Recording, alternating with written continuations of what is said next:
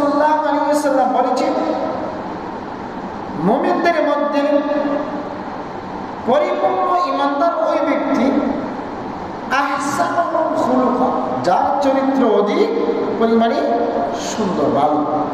আর তোমাদের মধ্যে উত্তম তারা যারা তাদের স্ত্রীদের কাছে উত্তম। এখন দেখেন একটা মানুষের চরিত্র কেমন, এই বিষয়টা সবচেয়ে ভালো কে জানে? তার কে জানে? তার স্ত্রী।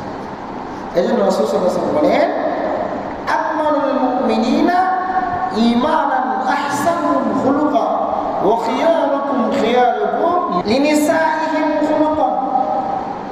রাসূল সাল্লাল্লাহু আলাইহি ওয়াসাল্লাম বলেছেন, তোমাদের মধ্যে ঈমানদার, ঈমানে পরিপূর্ণ ওই ব্যক্তি যার চরিত্র ও আচার ব্যবহার সুন্দর।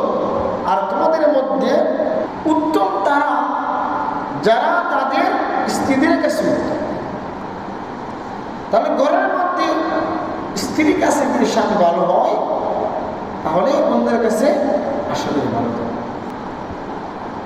হযরত আবু হুরায়রা রাদিয়াল্লাহু তাআলা আনহু উল্লেখ করেন, তিনি বলেন, একদা রাসূল সাল্লাল্লাহু আলাইহি ওয়াসাল্লামকে জিজ্ঞাসা করা হলো, কোন জিনিসের কারণে অধিকাংশ লোক জান্নাতে প্রবেশ করবে?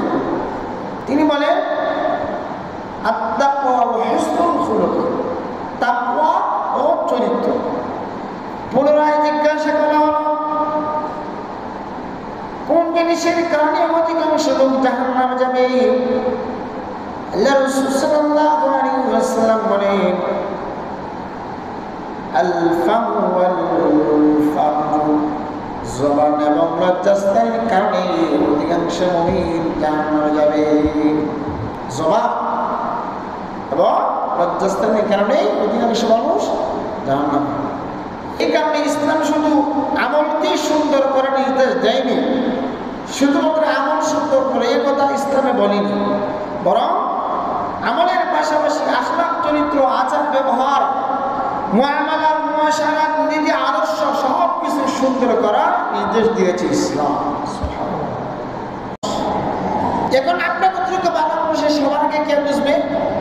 عن ابن عباس رضي الله عنه عن النبي صلى الله عليه وسلم خيركم خيركم لأهله وأنا خيركم لأهلي।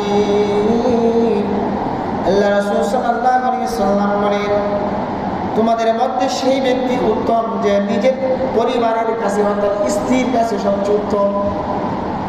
কারণ ঘরের মধ্যে কি আছে ঘরের মালিকই ভালো জানে। আপনি যদি স্ত্রীর কাছে ভালো হন, অবশ্যই অন্যের কাছে ভালো হবেন। কারণ আপনার চরিত্র সুন্দর করে ফুটে উঠে ঘরের মধ্যে উঠতে বসে স্ত্রীর সাথে খারাপ ব্যবহার করে। তাহলে রাসূল সাল্লাল্লাহু আলাইহি ওয়াসাল্লাম বলতেছে, যে স্ত্রীর কাছে স্বামী যে স্ত্রীর কাছে উত্তম ভালো, স্ত্রী সার্টিফিকেট দিয়ে গেছে না উনি অনেক ভালো। এখন এটা হলো সর্বাধিক শ্রেষ্ঠ মুমিনের পরিচয়, যার চরিত্র সুন্দর। কিন্তু সবচেয়ে নিকৃষ্ট কোন ব্যক্তি? যার নাম ভালোকে, যার চরিত্র সুন্দর সে না। রাসূল সাল্লাল্লাহু আলাইহি ওয়াসাল্লাম বলেন, আন আয়েশা রাদিয়াল্লাহু আনহা আন নবী সাল্লাল্লাহু আলাইহি ওয়াসাল্লাম قال إن أبغض الرجال إلى الله সাল্লাল্লাহু আলাইহি ওয়াসাল্লাম ইরশাদ করেন, আল্লাহর নিকট সবচেয়ে ওই ব্যক্তি সর্বাধিক নিকৃষ্ট, ঘৃণিত, যে অধিক ঝগড়াটে, যে বেশি ঝগড়া করে। আল্লাহর নিকট সবচেয়ে নিকৃষ্ট ওই ব্যক্তি, কারণ ব্যক্তি বলতে এখানে পুরুষ এবং মেয়ে, মহিলা যারা আছে সকলকে বোঝানো হয়েছে।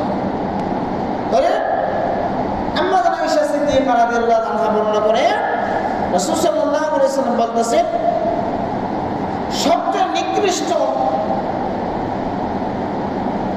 ওই মুমিন বান্দা বা বান্দি যে বেশি ঝগড়া